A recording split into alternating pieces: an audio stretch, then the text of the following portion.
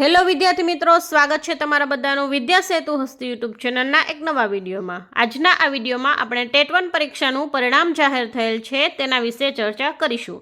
તો ટેટ 1 પરીક્ષાનું પરિણામ કઈ રીતે ચેક કરવું, કઈ વેબસાઇટ પર તમે ચેક કરી શકો છો, કુલ કેટલા ઉમેદવારો પાસ થયા છે અને કેટલા ઉમેદવારો ફેલ થયા છે તથા વિષય પ્રમાણે પરિણામ કેટલા ટકા મળેલ છે, આ તમામ પ્રશ્નોના જવાબ તમને આ વિડીયોના અંત સુધીમાં મળી જશે। તો વિડીયો જરૂરથી જોજો અને શિક્ષક ભરતીની તૈયારી કરતા તમારા મિત્ર સુધી અવશ્ય શેર કરજો। ટેટ 1 પરીક્ષાનું પરિણામ ચેક કરવા માટે તમારે ગૂગલમાં જઈ અને સૌપ્રથમ SEB ટાઈપ કરવાનું રહેશે, એટલે તમને સ્ટેટ એક્ઝામિનેશન બોર્ડ જે છે તેની ઓફિશિયલ વેબસાઇટની લિંક મળી જશે।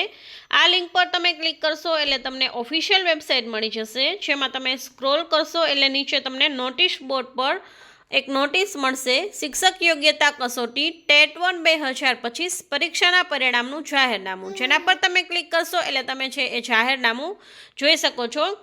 જેમાં તમે ડિટેલ્સમાં જુઓ તો તમને અહીંયા જોઈ શકો છો કે આજે જે છે એ 17/1/2026ના રોજ જે વેબસાઇટ છે કચેરીની www.acbexam.org પર જે છે એની ફાઇનલ આન્સર કી 17 તારીખે મૂકવામાં આવી હતી અને ત્યારબાદ જે છે એ 30/1/2026 એટલે કે શુક્રવારના રોજ જે છે તેનું પરિણામ જાહેર કરવામાં આવેલ છે। તો 30 તારીખે જે છે આ પરિણામ આવેલ છે તેમાં તમે અહીંયા જોઈ શકો છો કે મીડિયમ વાઇઝ જે છે કેટલા વિદ્યાર્થીઓ રજીસ્ટર થયા છે, કેટલા એબસન્ટ રહ્યા છે, કેટલા પ્રેઝન્ટ છે, તેમાંથી પ્રેઝન્ટમાંથી કેટલા ક્વોલિફાય છે અને કેટલા ડિસ્ક્વોલિફાય થયા છે તથા રિઝલ્ટ જે છે એ કેટલા ટકા આવેલ છે તે તમામ માહિતી તમને જે છે એ વેબસાઇટ પર મળી જશે।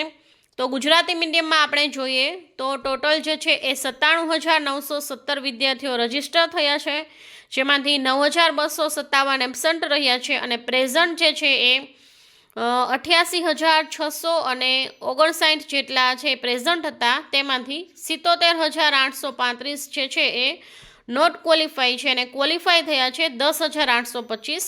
તેમાંથી રિઝલ્ટ જે છે એ 12.21% ગુજરાતી મીડિયમનું રિઝલ્ટ છે। બાકી બધા મીડિયમ જોઈએ તો ઇંગ્લિશ મીડિયમનું રિઝલ્ટ છે એ 8.90% છે, હિન્દી મીડિયમનું રિઝલ્ટ છે 5.57% છે અને બાકી બધા મીડિયમ જે છે એનું ઓવરઓલ જે છે એ 12.3% રિઝલ્ટ જે છે એ આવેલું છે।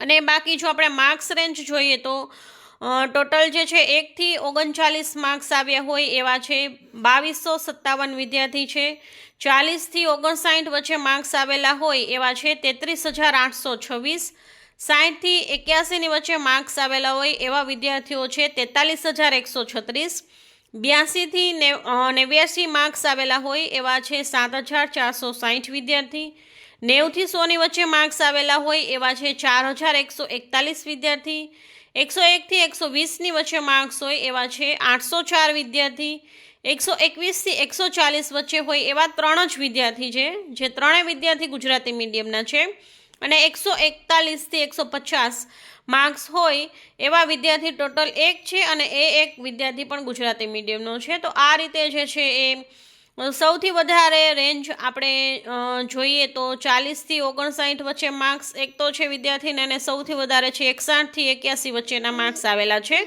તો આ રીતે તમે જોઈ શકો છો। બાકી અહીંયા જે છે અગત્યની સૂચના પણ આપેલ છે જે તમે અહીંયા વાંચી શકો છો।